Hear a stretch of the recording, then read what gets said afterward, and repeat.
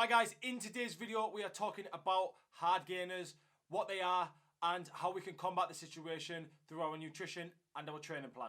Okay, so just to give me a little bit of authority on the situation, I am a qualified personal trainer, so I do have a little bit of knowledge on the situation. I think I can help you out. So stay tuned to the end of the video and we're going to get into it right now. Okay, so let's jump straight into it then. What is a hard gainer? A hard gainer is someone that is typically an ectomorph body type. So if you are not familiar with the three body types, they are genetic, you are born with them, but a hard gainer normally falls into the ectomorph body type. So the ectomorph body type is someone that is normally quite tall, skinny, and really struggles to stick weight on. You have got an endomorph, which is the opposite end of the scale, someone that really struggles to lose weight and is quite big boned, quite broad.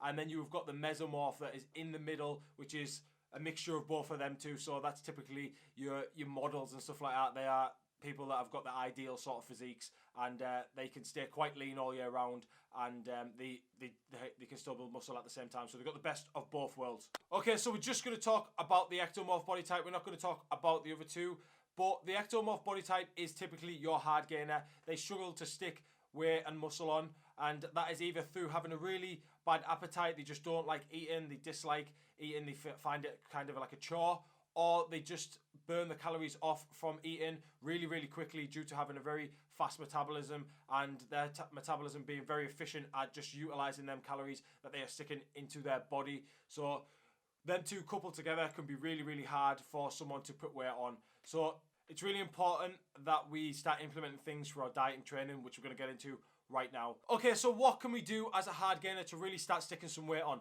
Well, first of all, we need to visit the diet. The diet is going to be one of the most important things in any fitness goals, and this doesn't change here. So we need to go to the diet and start tracking calories to make sure we are actually in a calorie surplus. So a calorie surplus is feeding your body more calories than it needs. Hence why you start gaining weight if you're in a surplus. So we need to go there and make sure that we're actually in a surplus, because what you normally find is people that are hard gainers think they're in a surplus, but they're actually not.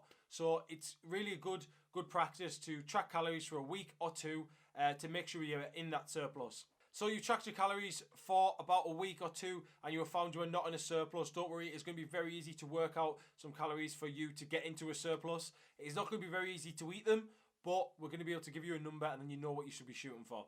So I actually made a video about this last week, so if you want to check that out, I'll put that above now. But all we're going to do is we're going to times your body weight in pounds by 18. This is probably going to give you quite a ridiculous amount of calories, and you're probably going to look at them calories and think, whoa, that is like a lot of calories to eat. But that is going to be the reality of being a hard gainer and having an ectomorph body type. It's probably going to be quite uncomfortable at first eating them amount of calories. So there's a couple of things that we can do to make it a bit easier for you. The first thing we need to do is we need to start eating really calorie dense food, so high fat, loads of carbs, and make our meals nice and calorie dense. The other thing we can do is we can start drinking our calories. So yes, I never say this, but if you are struggling to gain weight, it is alright to have a normal bottle of Coke. You do not have to have diet. The only bad thing is it's going to ruin your teeth, so I would suggest drinking it through a straw. But if you need to get calories in, do that. You can also start making some like mass gainer shakes, or you can buy mass gainers off sites like My Protein, Optimum Nutrition. They all have hard gainer shakes and stuff like that, but they are just full of carbs and stuff anyway, so it's just like making your own shake at home. So if you've got a blender, just stick loads of oats in, eggs, protein powder, just make some massive shakes and just chug it down. This is going to get loads of calories in. I know it sounds quite ridiculous and you're thinking, oh my god, Kyle, why are you saying feed myself loads of sugar and do this sort of stuff? Well, that is the reality of being a hard gainer. You need to get calories in somewhere. So as long as you're not ruining your teeth and all that sort of stuff, and you're getting the good amount of protein in, you can kind of like eat what you want, kind of. If you want to have a McDonald's on a daily basis, it's not going to ruin your life. It's not like optimal for like your health and stuff like that, but it is going to get calories in, so just take that with a pinch of salt. You should still try to practice 80% like whole foods, getting your fruit and all your vegetables in, and then the 20% you can kind of have what you want. But as an ectomorph, you can kind of knock that down to probably 70-30, maybe even 60-40, as long as you are hitting your protein goals throughout the day. So you want to be getting around 1 gram per pound of body weight. So if you are a 200-pound person, you want about 200 grams of protein, give or take 10 to 20 grams either way. It's not going to make a massive amount of difference, but you want to be hitting that sort of range there. So as long as we're doing that, we're going to be okay. So just remember, as an ectomorph, you've got a little bit of leeway on the diet, whereas someone that is an endomorph needs to really pay a lot of attention to the diet and really try to pick foods that are not as calorie dense as what you are going to be eating. So just think about that when you are picking your food choices. Think about things that are a lot higher in calorie, which are going to make it a lot easier for you to get your calories in throughout the day. Okay, so let's talk about the other thing that is going to be massively important in terms of building muscle, and it's going to be our training routine. So to get the most bang for our buck when in our training, we need to ensure we are incorporating as many compound lifts as possible. If you're not familiar with what compound lifts are, they are multiple muscle group exercises. I'll put the scientific little spiel up above me there. So we're going to be working multiple muscle groups within an exercise. So that is going to give us the most chance of building the most muscle. So it's really important that we put these into our training regime as much as possible, coupled with obviously some isolation movements, so we can really start to target specific muscle groups at the same time. We've put them into our routine now. We've got our compound lifts in there. What we really need to think about as well is our activity level throughout the day. Are we doing cardio as well as being a hard gainer? Because I don't think we really need to. It's good for overall cardiovascular health.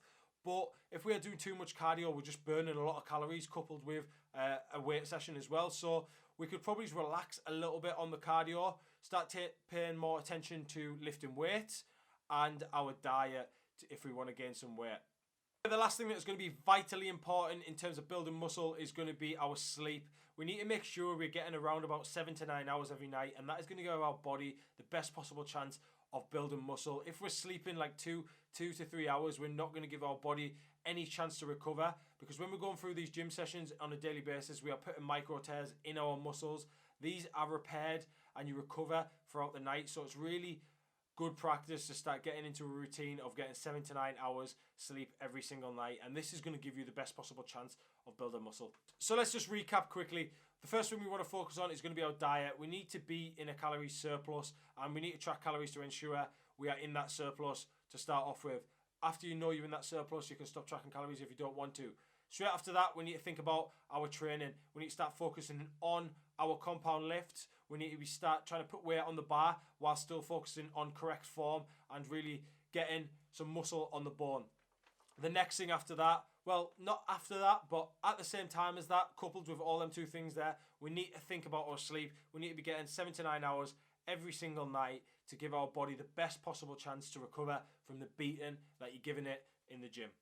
Okay guys, that's going to be it for today's video. I hope you enjoyed it. If you have any more questions on this topic, then please don't hesitate to drop me a comment down below. I'm going to put a couple of videos on the screen now. The one I did last week, which talks about working out your calories, so definitely give that one a visit if you're struggling to find your surplus of calories.